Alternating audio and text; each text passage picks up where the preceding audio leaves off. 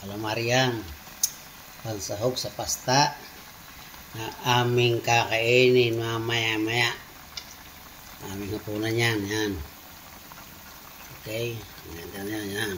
Ang ala ang kakasahog pa. Kaya medyo ala-alalay. Yan ang calamari. Tawa natin ang pasta.